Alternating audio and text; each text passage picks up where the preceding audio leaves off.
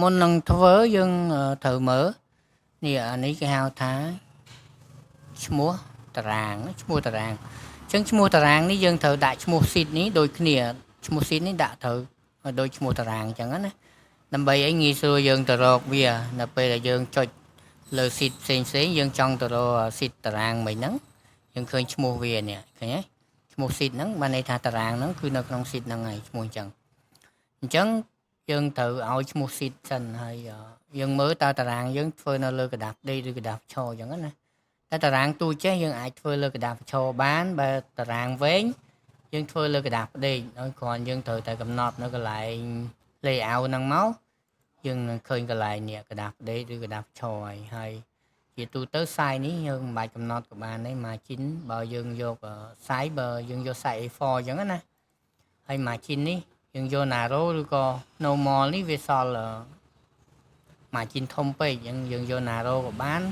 ឬក៏យើងចូល custom នេះយើងសិត 0.7 ក៏បានដែរសិត 0.7 ហ្នឹងណានេះ0.5 ឯង0.7 យើងវាយយ៉ាងមក 0.7 អានេះគឺក្បាលទំព័រយើងយក0.3 0.3 margin ឆ្វេងស្ដាំ 0.7 ស្រាប់ 0.7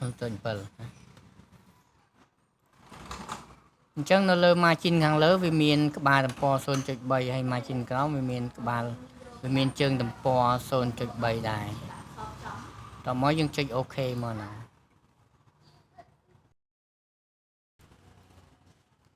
បាទអញ្ចឹងដល់ពេល sheet វិញយើងត្រូវមើលនៅដូចក្នុងលំហាត់យើងនេះឧទាហរណ៍ថា attendance sheet នេះណា attendance sheet អញ្ចឹងយើងទៅសេមកคลิกអញ្ចឹងរបៀបទៅសេឈ្មោះ sheet យើងคลิกឡើងនេះ2ដងនេះคลิกឡើង sheet នេះ2ដងមក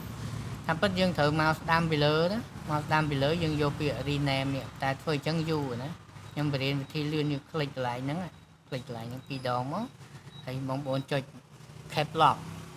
ចុច cap lock ដើម្បីឲ្យវាចេញអក្សរធំទាំងអស់អញ្ចឹងយើងវាយមកវាយតាមឈ្មោះគេមក attendance sheet ហ្នឹងណា attendance អូខេ CA ដក clear មកណា attendance sheet បានហើយឃើញទេហើយយើងចង់ដាក់ពណ៌ណារបស់គេមានពណ៌មានអីចឹងយើងចង់ដាក់ពណ៌អញ្ចឹងចង់ដាក់ពណ៌មកស្ដាំពីលើចាយើងឃើញពាក្យថា tab color ដាក់ពណ៌មកពណ៌ណាដែលយើងស្អាតស្រឡាញ់ចូលចិត្តដាក់ពណ៌ហ្នឹងខ្ញុំយកពណ៌បៃតងនេះអញ្ចឹងនៅពេលដែលយើងចុចចេញយើងអាចឃើញពណ៌បៃតងដិតចាហ្នឹងហើយអញ្ចឹងយើងបានឈ្មោះហើយហើយដល់ពេលដែលធ្វើឈ្មោះតារាងនេះយើងកុំឲ្យពិបាកយើងคลิกលើនឹង2ដងមក Ctrl C មក copy វាណាព្រោះអីអានេះយើងអាចមកស្ដាំចេញពាក្យថា copy ទេយើងคลิกលើវា2ដងហ្នឹងselect ចឹងមកហើយ Ctrl C មក copy ជាប់ហើយដល់ពេលយើងធ្វើឈ្មោះតារាងនៅខាងលើនេះហើយមានកន្លែងឈ្មោះទូចនេះអញ្ចឹងកន្លែងនេះយើងញែកលេខ1នេះយើងញែកជួរដេកលេខ1នេះឲ្យធំតិចមកមុំនឹងអាចទៅសេពួកអស់នេះអស់ណាបើមិនខ្វះបើសិនជាមិនគ្រប់អាចទាញថែមទាញវាចឹងមកវាយនឹងមកទាំងណាទាញវាយនឹងសិនមកបាទពេលហើយអានេះយើងដាក់វានៅក្នុង insert ណាក្នុងអានេះលំហាត់កូនសិស្សខ្ញុំធ្វើតែខ្ញុំ copy របស់គាត់យកមកដើម្បីបង្រៀន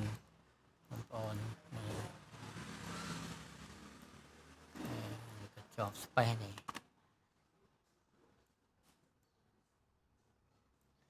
អូខេអញ្ចឹងដល់ពេលអាហ្នឹងយើងត្រូវ add កន្លែង save នេះចូលក្នុង insert យកពាក្យកន្លែង I lose យកពាក្យ save យើងយកអា text box នេះស A នេះយើងចុចលើវាមួយយើង Ctrl C Ctrl V មកមិញយើង copy ហើយហ្នឹងនេះយើង Ctrl V មកផាសនេះមកយើងជិលសរសេរអញ្ចឹងមកឲ្យយូរ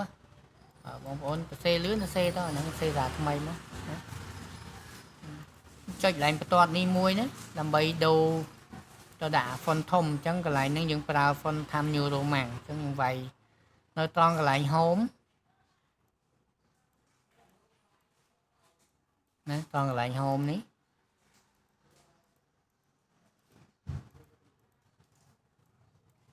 ជាប់កន្លែងកលមកហូមអត់ចូលទេ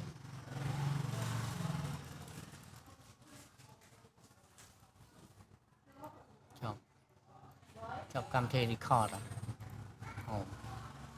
ខ្ញុំដាក់កម្មវិធី record ជាប់នៅខាងលើហ្នឹងទៅវាបាំង home ហ្នឹងហ្នឹងយើងចូលមកកន្លែង home នេះកន្លែង phone ណាអញ្ចឹងបងប្អូនចុចកន្លែងបន្ទាត់នេះ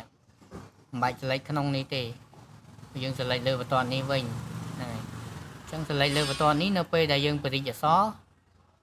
បន្ទាត់ save នេះវានឹងរីកទៅតាមហើយណាតែបើយើង select ក្នុងចេះពេលយើងទៅឡើង phone អានេះអត់រត់តាមវាអាចដាច់យើងចុចតាមខ្ញុំមកស្រួលចុចបន្ទាត់ហ្នឹងណា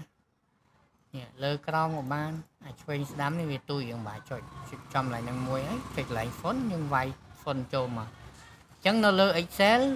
ភាគច្រើនវាអត់មានជាប់នៅលើនេះឲ្យយើងទេបើ Word វាជាប់កន្លែង recently នេះណាវាជាប់កន្លែងនេះគេដាក់ recently បានន័យថាយើងប្រើថ្មីហ្នឹងវាជាប់កន្លែងហ្នឹងតែ Excel អត់ជាប់ទេណាជាទូទៅវាអត់ជាប់ទេវាពេលខ្លះវាជាប់ពេលខ្លះវាអត់ជាប់ទេណាចឹងហ្នឹងយើងវាយ font Times New Roman មកយើងវាយ Time មកវាចេញ New Roman ឲ្យយើង enter មកហើយយើងដាក់សរដិតមួយមកឲ្យយើងឡើង font ចឹងកន្លែងឡើង font មានកន្លែងនេះក៏បានកន្លែងនេះក៏បានអានេះបន្ថយនេះឡើងឃើញនឹងឃើញបន្តនេះវាឡើងតាមហ៎បន្តឡើងតាមនេះ24ខ្ញុំដាក់តាម20គត់បានហើយណា20គត់យើងទុកវាចោលនឹងសិនទៅចឹងពួកនេះយើងនឹងសេរីវាតាមនៅពេលដែលយើងធ្វើតារាងហើយរបៀបធ្វើតារាងអាពីរនេះចាំខ្ញុំប្រាប់តាមក្រោយទៀតណាអាហ្នឹងដូចគ្នាមិញហ្នឹងខ្ញុំចូលកន្លែងតែមួយហើយយើងសរសេរមកបើខ្ញុំប្រាប់កន្លែងនេះពីរនេះបងប្អូនអាចចេះសរសេរណាយើង insert វាឡើងឲ្យលុះហ្នឹងយក save មក tick box មកចុចលើវាមួយហើយសរសេរមកឃើញទេឧទាហរណ៍អញ្ចឹងណាដោះ cap lock ចេញវិញអូខេអានេះគេដាក់ឲ្យគេ subject ណាហើយចុចហ្នឹងចុចមកអញ្ចឹងដាក់ឲ្យស្មើគ្នាមួយចុច enter មួយទៀតសរសេរទៀតមកអីគេ teacher name ចុចហ្នឹងដាក់ឲ្យស្មើគ្នាមកបានហើយចាប់វាមកចាប់វាណាអញ្ចឹងបញ្ជាក់ត្រង់កន្លែងនេះបន្តិចកន្លែងវងនេះបើសិនជា Excel បងប្អូនអត់ធ្លាប់ដោះវងចេញទេនៅពេលដែលចូល text box ដឹងតែមានវងហើយinsert នេះ text box មិននេះដឹងតែចេញវងមកហើយវងមើលវងបែបនេះអាយ៉ាច្រឡំវងវានៅកន្លែង save format ហ្នឹងវាដឹងតែមានវងខ្មៅយ៉ាងហ្នឹងគេជាប់វងខ្មៅអញ្ចឹងណាអញ្ចឹងជាទូទៅបងប្អូនត្រូវចូលទៅដោះវាទៅសម្រាប់ version ទៀបជាងហ្នឹងអីក៏វាមានជាប់វងដែរអញ្ចឹងដើម្បីចូលដល់អាវងខ្មៅហ្នឹងចុចលើវា2ដងបើ Word ចុច2ដងចេះគឺវា load ឲ្យចូល format បណ្ដោយតែ Excel អត់ទេ Excel ចុចលើវាមួយយើងឃើញកន្លែង save format នៅលើស្ដាំដៃលើណាបងប្អូនមើលតាមមកនេះខ្ញុំអូទៅព្រោះអានេះកម្មវិធី record video ធម្មតាខ្ញុំអត់បានដាក់សញ្ញា highlight ជាប់មកតែវាអត់មានទេណាអញ្ចឹងចូលកន្លែង save format មកនេះបងប្អូនចុចកន្លែងនេះដើម្បីដោះប្រអប់ចេញកន្លែងដោះប្រអប់វាមានច្រើនវាមានមួយប្រភេទទៀតកន្លែង save outline នេះក៏បានដែរហើយ fill ប៉ុន្តែយើងត្រូវដោះប្រអប់ហើយដោះ fill ទៀតអញ្ចឹងវាយូរយើងឃើញជាប់ fill ទៀតអញ្ចឹងបងប្អូនត្រូវចូលកន្លែងនេះមកចុចឡើង preset នេះយើងយកអក្សរ ABC ដែលមានការ៉ូហើយយើងអត់មានបន្ទាត់ក្រៅចេះទេយកអាហ្នឹងទៅគឺដាច់ហើយអញ្ចឹងវាដាច់ពីរវាដាច់ទាំងផ្ទៃដាច់ទាំងបន្ទាត់ជុំវិញអញ្ចឹងយើងឃើញវាឲ្យហ៎អញ្ចឹងអានេះវាអត់ជាប់មកតាំងពីដំបូងដោយសារ version ហ្នឹងហើយដោយសារទម្លាប់នៃការប្រើរបស់យើងដែរទម្លាប់នៃការប្រើរបស់យើងដោះអាប្រអប់ហ្នឹងចេញគឺអត់មានជាប់ប្រអប់ទេហើយ version ដែរណា version យើងខ្ពស់ទៅវាដឹងថាយើងមិនសូវប្រើប្រអប់ហ្នឹងអញ្ចឹងគេអត់ដាក់ប្រអប់ឲ្យយើងទេនៅពេលដែលចូល text box ណា save text box ហ្នឹងអញ្ចឹងបានអញ្ចឹងហើយយើង copy វាទៅ copy វាហើយcontrol C ហើយ control V មកផាសមកឲ្យទាញចេញមកម្ខាងទៀតទុកចោលនឹងសិនណាអក្សរនេះចាំ edit ទៅណាចាំកែវាទៅណាបើខ្ញុំសលេងអត់សូវល្អទេផ្ដាសាយតិច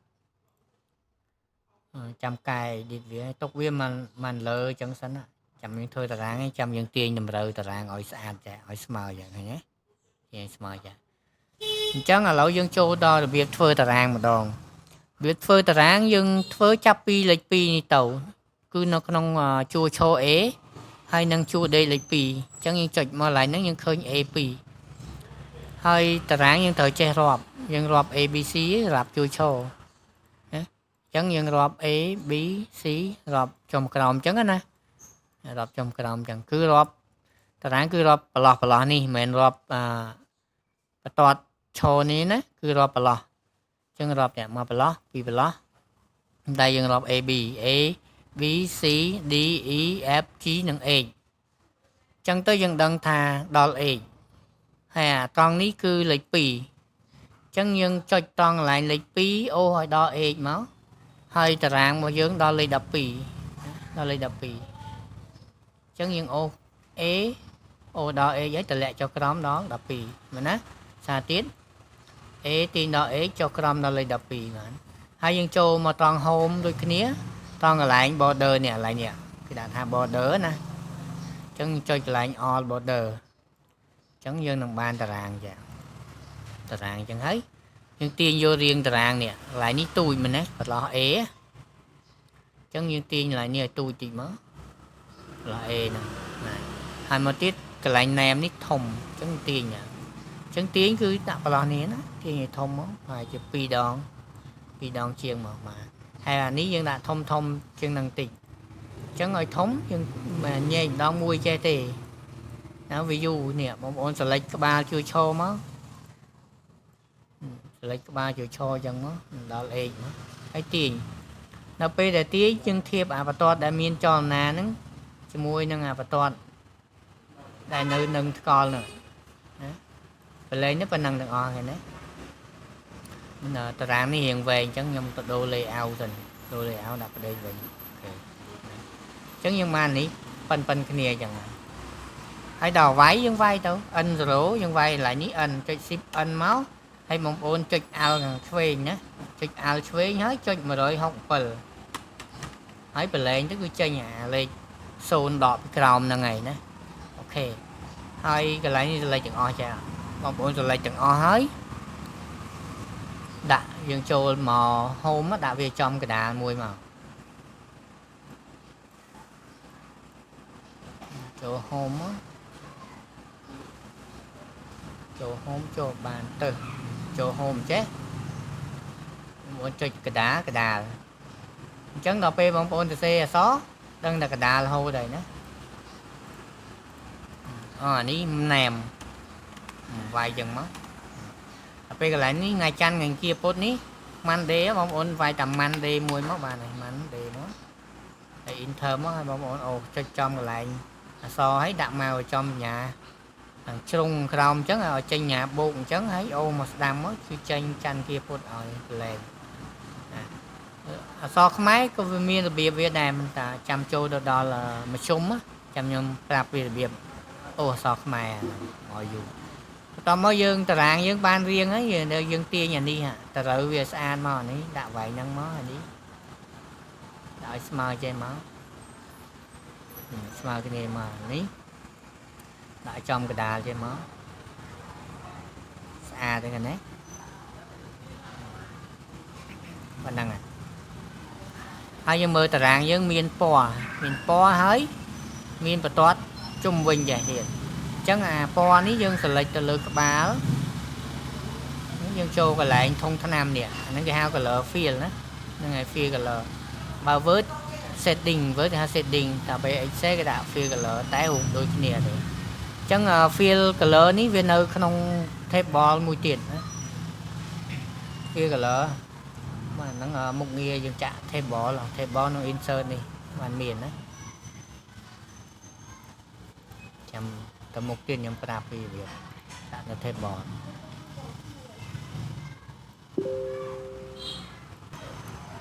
អញ្ចឹងយើង select លើវាអញ្ចឹងមកចូលកន្លែងរូបធុងថ្នាំហ្នឹងគេថា fill color ហ្នឹងយើងយកពណ៌មកដាក់ពណ៌អីស្អាតដាក់មកប៉ុណ្ណឹងមកឧទាហរណ៍អញ្ចឹងយើងបានអញ្ចឹងហើយនៅអាបន្ទាត់ដប់នេះយើងចូលក្នុង home ហ្នឹង nông hôm á toàn cái lại border nó dừng vô line style cho line style cho ở toàn pi nâng máu ai dân đạm màu nó lại nó đây sủa ô này lại ní sủa ô mà lại ní về ai từ đấy về từ các ba chỗ đấy ông bà ô thì cho lại ní mà nè cái hai ô này níមួយទៀតអញ្ចឹងខ្មៅដៃនេះរបៀបប្រើនៅពេលដែលយើងអូសត្រង់ចេះវាចេញបន្ទាត់ត្រង់នៅពេលដែលយើងអូសលំអៀងទៅក្រោមឬក៏ទៅលើវាចេញប្រអប់ហ្នឹងហើយតោះនេះចឹងដល់ពេលយើងចង់ផ្ដាច់ខ្មៅដៃនឹងចេញវិញបងប្អូនចុចអា ESC key ដែលនៅលើ keyboard នៅលើគេខាងឆ្វេងណាលើគេប្រអប់ខាងឆ្វេងឈ្មោះវា ESC key ហ្នឹងគេហៅ escape key ហ្នឹងចុចវាមកដាច់ហើយណាឃើញហើយយើងបានរៀងដូរហើយដល់ពេលឡើងលេខរៀងនេះយើងចុចលេខ1មកហើយយើងដាក់មកឲ្យចំចេញខាងជ្រុងក្រោមចេញសញ្ញាបូកហ្នឹងអូសណាឲ្យតែអូសគឺចេញចុចអញ្ចឹងណាយើងអូសតឲ្យវាចេញលេខរៀងអូសអីគេអូសហ្នឹងសកត់អូសមកហើយនេះយើងដូរកន្លែងនេះយកពាក្យថា filtery ហ្នឹងរបៀបអូសលេខរៀងតែបើសិនជាយើងខ្ជិល filtery ទេបងប្អូនវាយលេខ1ណាខ្ញុំលុបចោលវាយឲ្យមើលដល់ថ្មីបងប្អូនចុចលេខ1ហើយដាក់មកចំកន្លែងនឹងដូចគ្នាបងប្អូនចុច control នៅពេលយើងចុច control វាចេញអាកូនបូកមួយពីលើញ៉ាបូកធំហ្នឹងចុច control ឲ្យអូមកវានឹងចេញលេខរៀងឲ្យមកហើយយើងប្រឡែងមកមុនហើយចាំប្រឡែង keyboard តាមក្រោយអញ្ចឹងប៉ុណ្ណឹងចំណែកអក្សរអីធម្មតាយើងវាយធម្មតាណាអញ្ចឹងអក្សរឆ្វេងស្ដាំអីដូចតែវើអញ្ចឹងយើងមើលតង់កន្លែងនេះទៅនេះឆ្វេងស្ដាំដល់ពេលអក្សរវាយទៅវាចេញស្ដាំចេញលើក្រោមអញ្ចឹងឆ្វេងស្ដាំលើក្រោមបងប្អូនវាយឡើងហ្នឹងទៅនេះឃើញទេឆ្វេងស្ដាំកដាលអានេះវាមានលើក្រោមទៀតដូចនេះដាក់ចំកដាមកអានេះស្មើនឹងឆ្វេងយើងវាយមកអក្សរអីវាយធម្មតាអញ្ចឹងរបៀបធ្វើតារាងដំបូងយើងចប់ខ្ញុំនឹងបង្ហាញរបៀបធ្វើតារាងមួយទៀតអញ្ចឹងតារាងមួយទៀតចាំខ្ញុំបង្ហាញនៅវីដេអូបន្ទាប់ទៀតនេះតារាងដែលយើងមានកាត់មានអីចឹងគេហៅមើលហ្នឹងមើល cell រំលាយ cell បញ្ចូលគ្នានេះទៅនៅត្រង់ចំណុច home មិនត្រង់កន្លែងនេះហ្នឹងសារខ្ញុំជាប់ទទួលភ្ញៀវផ្លែតណាអរគុណជម្រាបលាជួបគ្នានៅវីដេអូក្រោយទៀតបាយបាយ